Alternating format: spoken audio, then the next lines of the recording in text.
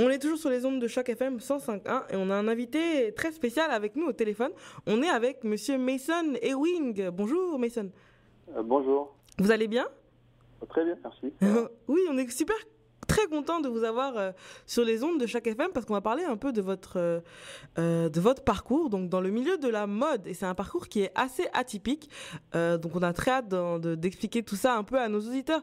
Donc déjà Mason, est-ce que vous pouvez nous faire un petit peu l'histoire raccourcie un peu de votre vie et puis comment vous êtes arrivé dans le milieu de la mode? Alors, tout simplement, moi, j'ai perdu la vue quand j'avais 14 ans, Mhm. vu que parce que j'ai été maltraité, j'ai été battu, brûlé, séquestré, j'ai eu du piment dans les yeux, dans le sexe, par ma famille. Et à l'âge de mes 14 ans, je suis tombé dans le coma et je suis mort.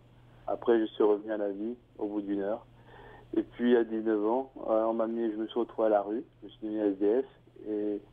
Ce qui s'est passé, c'est qu'un jour, les journalistes m'ont demandé qu'est-ce que j'aurais aimé faire. Et j'ai dit que je voulais devenir styliste pour réaliser le rêve de ma mère. Mhm.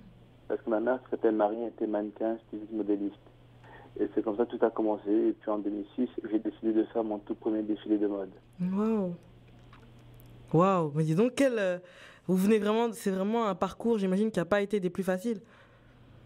Ah non, ça a été très très très difficile. Mhm. Et surtout ce qui est difficile, c'est que les gens pensent que surtout en France, que quand on est handicapé, qu'on ne peut rien faire, qu'on est impotent, qu'on n'a pas de capacité. Alors que dans la vie, tout est possible. Mhm. La preuve, moi, pendant des années, j'ai galéré parce que la personne a voulu m'ouvrir des portes en disant que voilà, je suis non-voyant, c'est impossible qu'un aveugle devienne styliste ou devienne producteur. Mhm. Waouh, non, c'est vraiment une histoire, en tout cas, vraiment très impressionnante. J'imagine que vous êtes un des premiers, peut-être. Et effectivement, j'ai été élu le premier styliste et producteur de cinéma au monde aveugle. Et Waouh. puis j'ai fait des choses atypiques, je dessine tout ça, je ne coupe pas, mais je choisis moi-même mes tissus, je veux les acheter, je choisis toutes mes robes sont faites avec de la soie, avec de la dentelle, tout ça, c'est moi qui marie les couleurs, tout ça, vu que j'ai vu pendant 14 ans. Oui. Ok. Donc vous dites que c'était pour poursuivre le rêve de votre mère? Voilà, parce que ma mère qui s'appelle Marie, elle était mannequin, styliste, modéliste. Et Mhm. comme elle est morte à 20 ans, j'ai décidé de suivre ses traces en créant une marque de vêtements. En fait, j'ai créé la première marque de vêtements au monde avec du braille, Oh. qui permet aux aveugles de pouvoir reconnaître la couleur du vêtement touché. C'est-à-dire que par exemple, si le t-shirt est noir, il va marquer noir en braille. Ok. Et puis, sur les t-shirts, il y a aussi un bébé. Donc le bébé qui est aussi, pour moi, un symbole de la tolérance. Mhm. Un bébé que j'appelais Madison, qui a la peau métissée, les yeux bleus, bridés avec une mèche blonde. Ok. Comme ça, tout le monde peut s'identifier dedans. D'accord. Ah, c'est passionnant. Et donc là, ça fait combien? Donc comment ça se passe maintenant parce que le monde de la mode quand même aussi, c'est un monde qui est très compétitif, c'est un monde on dit que c'est un petit peu que c'est un monde de requins. Comment ça se passe vous votre parcours maintenant au sein de ce milieu de la mode? Ce qui se passe, c'est qu'au début, j'ai dû prouver faire mes preuves. Mhm. Et c'est vrai que ça s'est très bien passé, même ça m'a mis des bâtons. La preuve, la Miss France a porté ma dernière robe de mariée, Waouh. avec Rebecca Yoko, le jury du Saint-Laurent. Et aujourd'hui, j'ai un nom renommé. Et en plus, avec mon handicap, c'est pour les gens, c'est que je suis particulier. Mhm. Et j'ai lancé une marque de vêtements qui n'existe pas. Et donc voilà.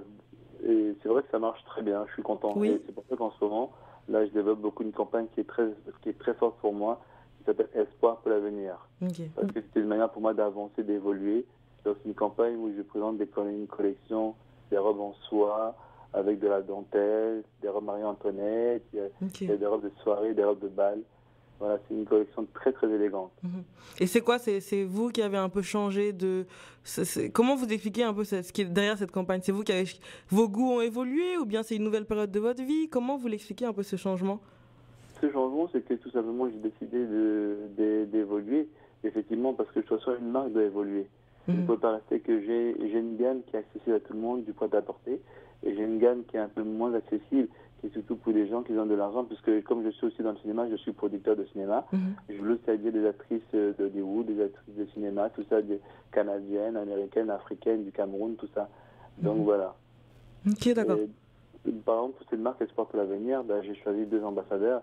Il y en a un qui s'appelle Amélie Rondel, Mhm. Eschrat, voilà, qui est des mannequins qui vient de français, qui a 19 ans, et puis voilà, qui représente tout le côté féminin de la femme. Mhm. Voilà, et puis de l'autre côté, il y a Alexandre, qui s'appelle Alex Libert, lui qui a 18 ans, qui est un mannequin français aussi, et ils vont représenter tous les deux. Ok. Ma campagne Espoir pour l'avenir. D'accord. Bah justement, je suis contente que vous en parlez de cette campagne Espoir pour l'avenir. Alors, il me semble que vous avez là dans plus d'un mois et demi à peu près un défilé au Canada, n'est-ce pas, à Gatineau? Voilà, c'est ça. Alors là, au mois de le jeudi 8 septembre 2016, j'organise ce défilé Espoir pour l'avenir où j'ai présenté une collection magnifique, où j'ai invité pas mal de gens importants, où je compte inviter des gens qui sont dans des magasins. Le but, c'est de présenter la vitrine, de présenter la collection, parce que c'est une robe qui est, on va dire, qui est privée, une collection qui est privée, un défilé qui est privé. Et après, je compte, par exemple, je compte lancer une gamme plus accessible à tout le monde des robes pour des jeunes filles, du Canada. Ok. Même lancer une marque de costumes pour hommes où Alex Libert sera à l'égérie. Mhm. Et c'est là où je serais justement ravi de collaborer avec pas mal de gens au Canada, puisque en fait, pour cet événement, je recherche justement des investisseurs, des sponsors. Ok. Et si on peut travailler avec des sponsors de la ville de Toronto, je serais ravi. Mhm. Bah, avis à D'ailleurs, tous les sponsors qui nous écoutent, sautez sur voilà. l'occasion. Exactement. Et merci d'ailleurs à Choc FM d'ailleurs d'être un de mes partenaires, de nous soutenir et de Merci. croire en nous, c'est vraiment Oui. super. Merci à vous. En tout cas, ça nous fait vraiment, vraiment plaisir. Et puis, on vous encourage dans tout ce que vous faites parce que c'est vraiment c'est super. Donc, c'est ça, c'est le 8 septembre, le défilé, n'est-ce pas? Voilà, le jeudi 8 septembre, voilà, effectivement. Ok. Et comment, est-ce qu'il faut s'inscrire à l'avance ou bien c'est un peu ouvert à tout le monde? Comment ça se passe? Les gens peuvent me contacter s'ils veulent, il n'y a pas de souci. Mhm. Je donne notre email. Notre email, donc, c'est contact au singulier, CONTACT, Mhm. arrobase, Mason, M de maman ASON, Ewing, tout attaché, EWING, Corp, CORP, Mason Ewing Corp, tout attaché.com. Ok, En fait, la société s'appelle Mason Ewing Corporation. Ok. Donc, contact arrobase, masonewingcorp.com.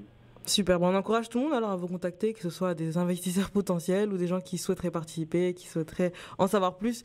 Merci beaucoup, Mason. Merci beaucoup à Choc FM et à bientôt. À bientôt, nous reste sur les ondes de Choc FM 105.1.